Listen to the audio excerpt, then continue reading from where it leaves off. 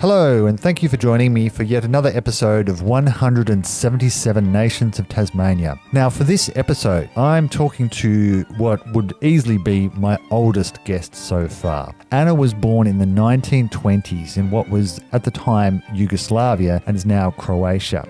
Now, there's a category in the Australian Census which might perhaps best describe Anna's nationality, and it's something like undefined Eastern Europe. But culturally and ethnically, she is definitely Hungarian. So I'm going with that. And she grew up in kind of the border area between Austria and Hungary. Indeed, not too many years before her birth. Both these areas had been part of the Kingdom of Hungary, which lost some 60% of its territory as a result of World War I, leaving many Hungarians living in surrounding countries. So this is to understand the historical context. She lived through World War II, and the Soviet invasion of Hungary led to other Hungarians seeking refuge in Austria. And so these events indirectly led to Anna's decision to migrate to Australia in 1950s. In some ways, the destination was just a matter of chance. And she came at a time when the migrant experience was pretty much different from now, though there were some similarities as well. So I'm sure there will be much of interest as Anna tells a story of a long life and living through some of the truly most momentous historical events. I was born in Croatia, village called Prelog, and I had a sister. She was older than I was, and then my mother died when I was 3 years old, and we came to live with grandparents in Oberwart, that's in Burgenland, a part of Austria, and the population was mostly Hungarian. At that time, Croatia, was that part of the Hungarian area? It was a Hungarian area, yes, but not when I was born. It was Yugoslavian, so I spoke only Croatian when we were taken to Oberwart. And my sister came to Oberwart before us because she had to go to school. So she was translating because I only spoke Croatian and my grandparents didn't understand. All right. No, because they spoke Hungarian.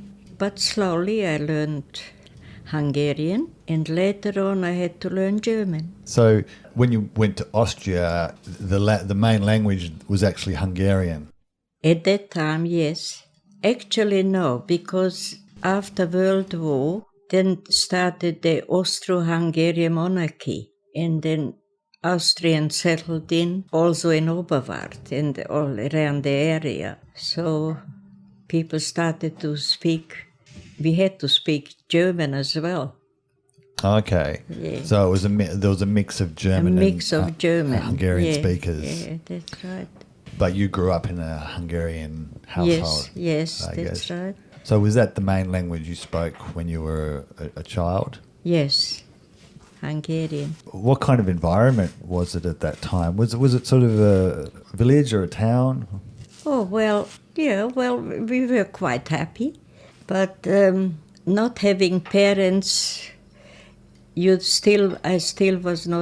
was quite unhappy sometimes when I went to my friend's place and I saw that she had a loving mother, and then I got sentimental and had tantrums, and when my auntie would smack me, and then I said, how dare you smack me, you're not my mother, things like that. But she was really so good, she was like a mother to us, my eldest aunt, my mother's sister. And we had to take part in all sorts of, even going to the fields, helping on the fields, harvesting and hay making. And at that time, I wasn't very happy about it because I wanted to play with my friends. But in hindsight, it was all so lovely. That's how I know everything how to do in the garden. Yeah. And close to nature. So it was kind of, you sort of grew up in a more of a country, rural area? Country, rural, yeah. Grandpa even had 2 cows, and we had fresh milk, and we grew around potatoes and vegetables. We had a big garden in the back. So is that the usual sort of lifestyle for people in that Yeah, area? everybody was about, had a little garden or a little field nearby somewhere. Yeah, very, very different lifestyle to today. Different I guess. lifestyle, yeah. But it was, I suppose, healthy. So we had fresh milk every day and, all good vegetables. And meat we only could afford twice a week. But in winter it was a different story. We had our own pigs. And every winter we had killed 2 pigs with the help of neighbors. I didn't like to listen to the poor pig when they cut his throat. But all the lovely things we could have. When we came back from school, we had a feast. So what kind of food was sort of common to eat at that time? Well, in early autumn, there was the sauerkraut, making the sauerkraut cabbage. Oh, that was something for us children. We enjoyed it because we had to dance on the cabbage. Grandpa would grate it and then put 1 raw cabbage and herbs and what else? All sorts of herbs and salt. And then every row, and we children had to wash our feet and then we were dancing on it, treading on it, to have it real fun. And when it was full, then was put 2 big stones on it, rocks, to keep it down, and it was put in a cellar. And we had sauerkraut all through the winter. And sauerkraut was cooked with some pork from our pig, and that was very delicious. Well, high school, this is when I had to study so hard because I didn't want to make made fun of, because the professors, they were still a bit, you Hungarians, and I thought, it was suppose my pride. So I studied hard so that I have no cause to say that we're no good or anything. So there was the feeling that Hungarians were treated a bit differently. Yes. There. Oh, yes, sure. Was that just at school or just generally? More or less, like here, like in Australia. We weren't accepted straight away. You had to prove yourself. It is so, really, because if somebody heard you speak in your own language, said, why don't you learn English, speak the language, which is, they couldn't understand that the sudden change, you can't change suddenly. Later on, they're more tolerant now. There's more tolerance. They encourage you to keep your customs and, and your language. But it wasn't like that in the 50s.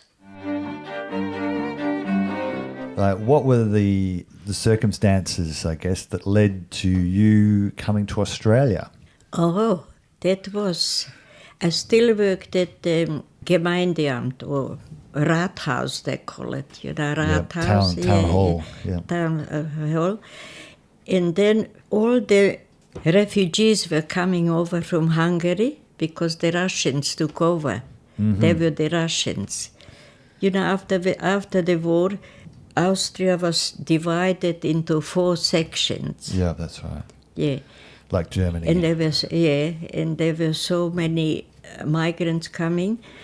And my sister and her husband went to a camp because they wanted to emigrate somewhere. And there was a collection camp in Trofajach. And my sister had a little son by then, Attila, and I thought, I better go and visit them before they go away somewhere. And the consuls used to come to the camps and select people who they want. So they were selected to go to Chile. And I thought, I must see them before they go. So I took holidays from the office and went to see them, and that's where I met my husband.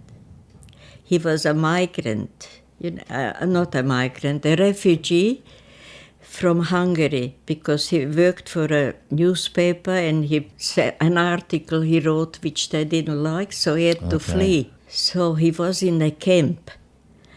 And we met there, and so it developed. And after 2 weeks, we made up our mind. I thought he asked me to marry him. Oh, wow. Yes. It's a bit of a whirlwind romance. And then I told myself, well, it was sort of love, yes, but also a big thing. And I said, yes, I'll be that. And went back to the office and gave him my notice. And they were all upset. Everybody was crying. Whatever happened to you? You were always a sensible girl. Then what happened? You're going around. Where will you go? So I went to the camp, gave up my flat, and we waited for the consul to come and take us to. We wanted to join them in Chile, and the quota was full. They didn't take anybody else. Nobody, it was full, they have certain amount and that's full. So we couldn't go. And then the Australian consul came and he took us, so we came to Australia. Okay, so it was kind of, in some ways, a bit just luck. It wasn't our first choice. Yeah. Because of we wanted to be together with the family, with my sister. But I am so glad we didn't go. I'm so glad, because it wasn't very good life in Chile. They had hardships, and finally they came here. We sponsored them, and they came here. My sister, husband, and 3 children. We were living in Sydney at that time. When did you leave to come to Australia? When was that? 1950. 1950? Yeah. Yes, okay, yes. So that's...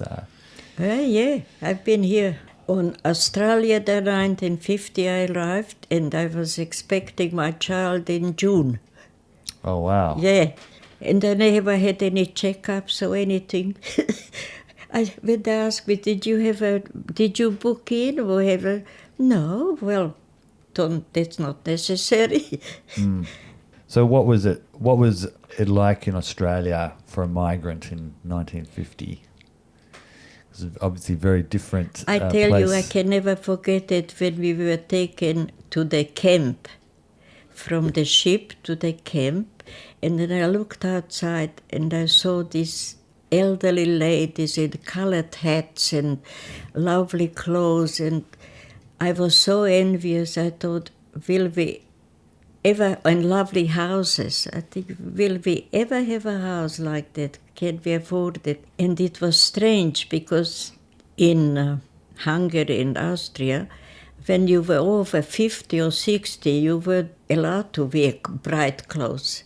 Yeah, black or grey or brown, but nothing fancy. Might be in the villages only, but it might be different in the cities. And then here everybody was so...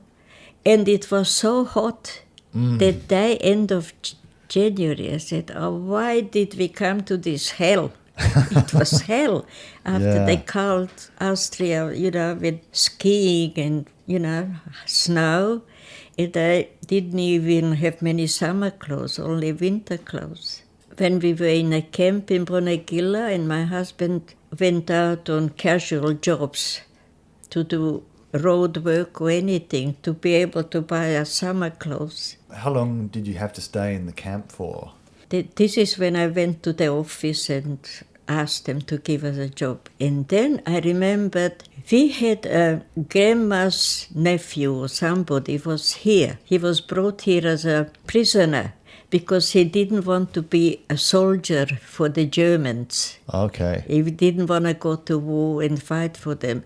So they were interned and brought to Australia. Well, Hungarians who... Austria, sort of Austria, yes. Okay. And they were brought here, and he was in Tachura. There was a holding camp for all those people, And in the meantime, he settled, he worked in Shepparton as a building inspector or something like that. So I thought I better get in touch with Uncle Stephen. I called him Uncle Stephen. And I got in touch with him, and he came to visit us. He says, well, he can apply for my husband and myself. He took us out because he had a tomato plantation at that year So he requested my husband to work for him. So we left the camp. Went and lived in Shepparton. Do you know Okay. Victoria? And then after the tomato season was over, the picking, then he worked in a door factory or wherever there was. And then we didn't stay with Stephen because he wasn't married at that time. He was the landlady, so we looked for a little place on our own because we were worried the baby might cry. We had a little son then, and we lived in a sleep out. You know what is a sleep out?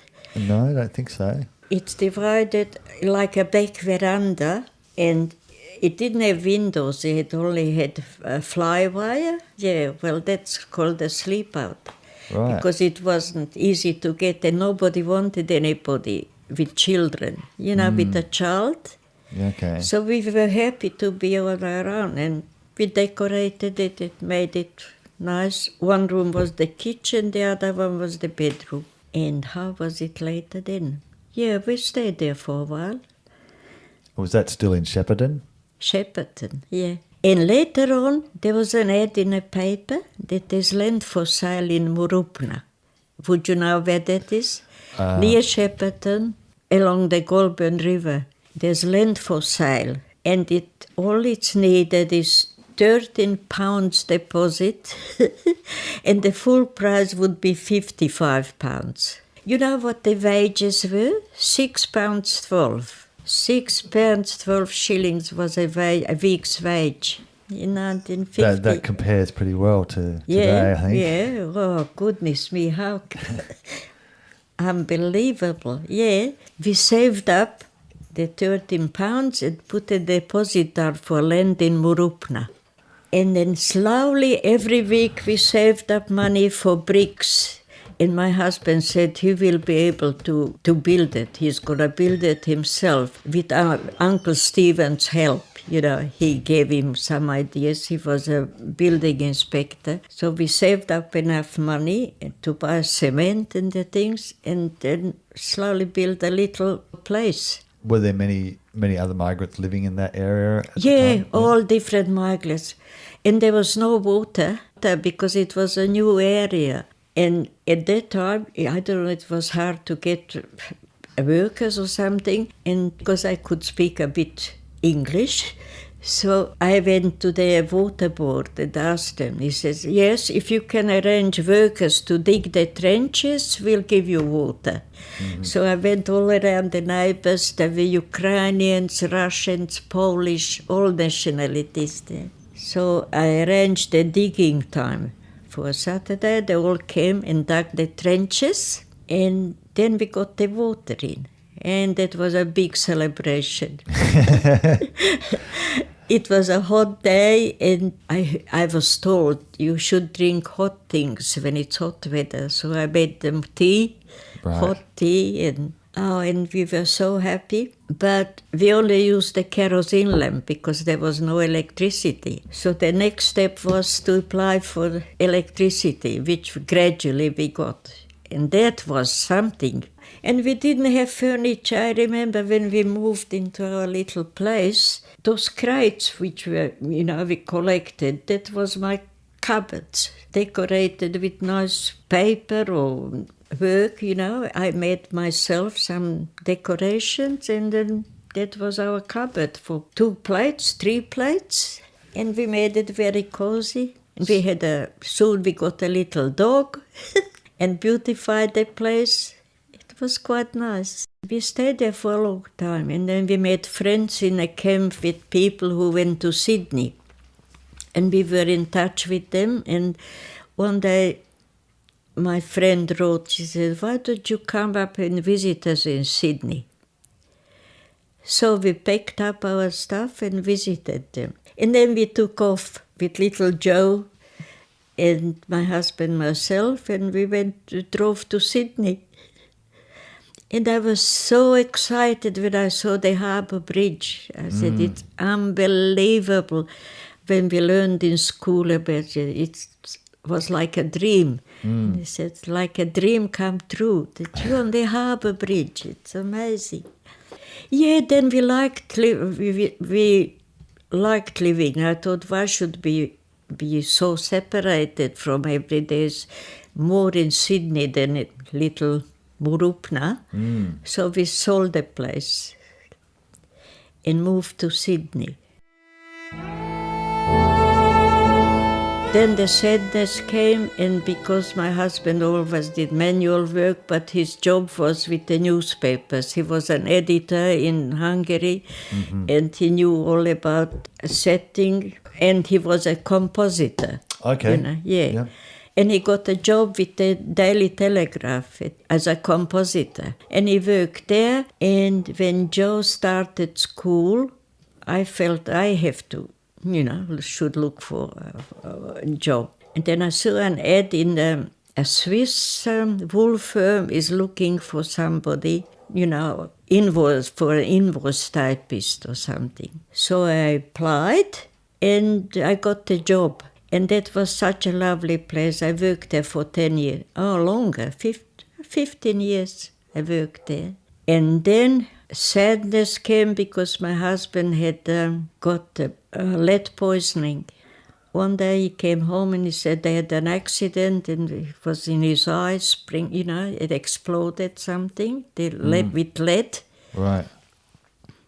And we didn't realize what it was, but he started to behave. It has the same effect as dementia, Yeah, it affects the brain, doesn't it? It affects the brain. And he started behaving so strange, and nothing was, we didn't even think of that. It's more common now that, somebody has got Alzheimer and things, but he behaved so strange that if I could erase those years, I would. It was very hard. And in 1978 he died.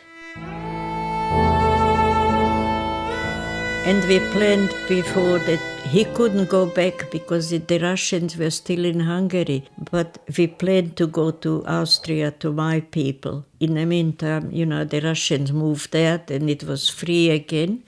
So we planned it all, and the doctor said, no, you can't make plans, it's only a matter of time. It was like a death sentence, Yeah. It was very hard. And it was at that time when Joe, my eldest son, and his mates came fruit picking to Tasmania. They were a big thing. They wanted fruit pickers and they were very adventurous. And that's how he ended up here, met a girl, married, had children. It's not his first marriage broke up, but nevertheless, I came to visit them every year. So they came way back in the 70s. Is that right? When did they come? Wait a minute. It was, in the 70s. Yeah. Oh, that's when the Apple industry was really That's right. big. Oh, yes. Really big. Yeah, and I enjoyed it. Even my sister's children, they came from Chile here, and they became like member of the family. We always lived nearby, At first they lived with us in Chatswood in Sydney, and then they got their own place, but we were always like one family. And Attila, that's his name, the eldest one, and Joe, Tommy was still young then. They came every year, they came apple picking, and then finally he ended up here, marrying the girl. But I loved it here, And when Joe married and had little Janusz, of course, every year would come and visit him, He had a family here. And then he said, when my husband died, Joe said, why don't you move here? But by then I made friends in Sydney, and my sister was there. I said, oh, no, I can't leave my friends. And I said, no, but maybe when I retire, I will. And turned out like that, I wanted to ask a bit more about your initial time in Australia. What were some of the biggest, differences that you noticed when you first came to Australia between life here and the culture here and what you had grown up with? I found people a bit cold. Okay. Yeah. Not as casual because, I've used, or it was perhaps only my surrounding, but everyone was more open and they were a bit more cold, and I don't know how to express myself there. I wasn't very happy, because customs and everything is different.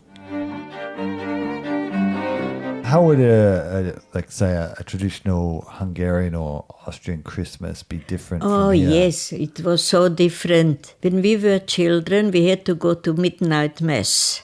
And before, it was big preparation to make the poppy seed cakes and boil the ham. And then after coming back from the midnight mass, we had aspic, Yep. made from our pigs' meat, Yeah. And that was delicious. It's a tradition, that's what we ate, after midnight. And next morning, we had to go to church again. And friends would come around and look at the Christmas tree, and then we gave each other Christmas presents. And the next day was the same, with the only difference we were allowed to go to the movies. Okay. This was on what we call Boxing Day. Yeah. I couldn't understand, why did they call it Boxing Day? It was really still nice. I've still got lovely memories from my childhood, even though it was not so luxurious what the children have today. But you know what, when we were children, the day was never long enough for us because we always entertained ourselves. That's why I cannot understand why some mothers complain, it's the school holidays coming, what will we do with the children? Everything has changed in that matter because all they interested are to be on their computers or on their mobile phones. But have you been back to the area where you were? Oh yeah, many times we went back because we realized when you grow up that what a lovely deed they'd make to take in 3 children. And my grandparents weren't that rich. They had 7 children. And 2 of them, Anna and Joseph, had to go to America to support their parents back home. Yeah, that was customary. Yep. And one worked in as a housemaid, and Uncle Joseph, he worked as a taxi driver. And they sent the money back to support the family because it was hardships, And then on top of all that, they took us in 3 children, because that was my mother's parents. And when you're a child, you think, it's natural, it's nothing. But when you grow up, you think that is a really big thing. It's a lovely thing. Yeah. Generous to bring up 3 children and also educate them. And my youngest brother lost him because he had to do what he was told, and this auntie was so religious that she arranged with a priest that she should go into a seminar to become a priest. They didn't ask him if he wanted or not. So he went to a seminar in Hungary, in Kőszeg, but he didn't like it there. He never said why. Later on, when all these things happened about abusing, I think maybe that was the reason. He wanted to get out, went to the army, and they took him straight to the front to Russia. Oh, wow. And that's when he contracted a serious disease. I don't know what you call it in English. He was all swollen up, and serious operation, and it pressed on his heart. So he was in Siberia, and what he suffered there, it was unbelievable. He says from the train, when they took him, they looked outside, there were dead bodies, covered in snow. If somebody died on the way, they just threw him out. So he suffered such a lot. And then when he got really sick, they sent him home. To Austria? Yeah. So this good Auntie Maria, she took him to Vienna to a hospital, and they operated on him because they, I don't know, affected his heart, his pressure or whatever was. And they said, oh yeah, everything's all right. And they told us over the telephone that the operation was successful. And he died the next morning. Oh. They found him dead. And he was only 21. One year, my sister and myself went home, and because there was no water, like that, we had a well. And there was a bucket attached to a chain, and then you let the chain down, and then put the bucket up from the well. But it was so lovely water. It was artesian. Okay. Yeah, it was so well. So we thought, oh, Auntie, they're getting old, we must. So one year we went home and arranged to have the water put in, One memory stays with me all the time. When it was 1969, when the moon landing was on. Oh, yeah. We were there at home then. And I even managed to have because Uncle Stephen had a guest house. You know what it is? It's like a little restaurant, but mostly drinks. But once a week on market day, food was served, mostly goulash and things like that. And well, through him, he had a guest house, and it was quite good. And he bought a television, so we had a television. And we watched the moon landing from there. With aunties and uncles there. That stays in me with my memory. And my auntie said, could that be true? Are you true? Is it true? I said, yeah, it is true. What were the differences between people of Austrian, Hungarian background?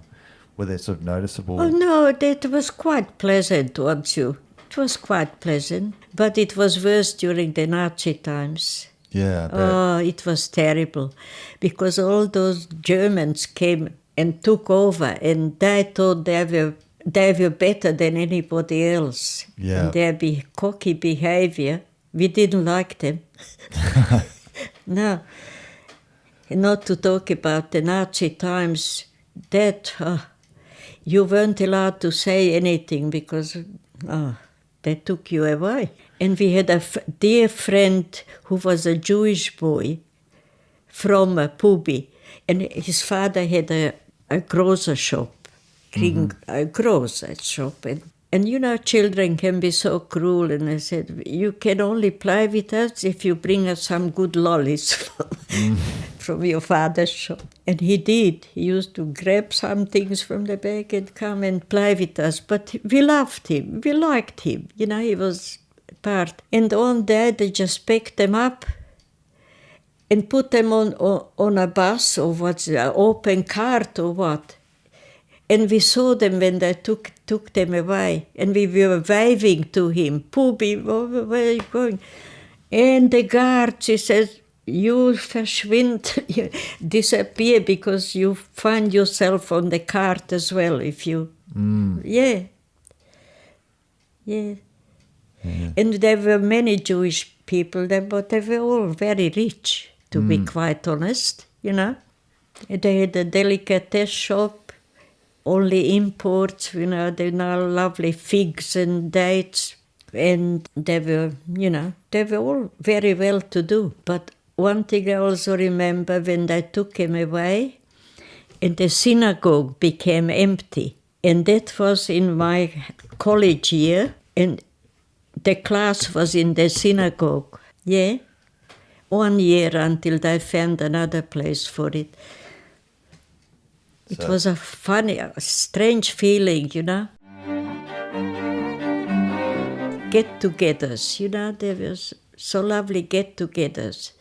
You go into a little guest house and then meet some and have a few drinks. The next thing is the gypsy comes in and plays, and then you're all singing and dancing, and, happy, making happy. This is what I miss here. Sometimes if I think there's somebody where you could sing all those old songs and, you know. Yeah, well, I get the impression that's very much that singing, dancing is very much part of the, that's especially the Hungarian culture. And the lovely, but we did everything. A group of us played the theatre because during the war the town hall was bombed, and for a good to collect money, a group of us played theatre. There was one old actor living in Oberwart, and he was teaching us how to act. Okay. Yes, so we acted, and sometimes it was big success. Yeah. Yeah, 1, 2, 3 times we played. So it was played for the town, the people in towards the the town hall. Yeah, and it has been, and since then, this Christian sent me photo from the new rebuilt town hall. What have you sort of enjoyed about living in Tasmania? I like the weather. It agrees with me. Mm-hmm. Even though it's cold, but it's so cozy. We put the fire on at night. And even during the day, I mean, we go for walks every morning on the beach. Yeah. It's a beautiful beach here. Yeah. Should mention that it's Blackman's Bay Beach that you're talking about. Yeah. It's lovely. And the lifestyle. I like the lifestyle. Yeah. And the natural beauty. Yeah. Isn't it beautiful? Yeah, I think everybody mentions that, the natural beauty of Tasmania. Yeah, it is beautiful.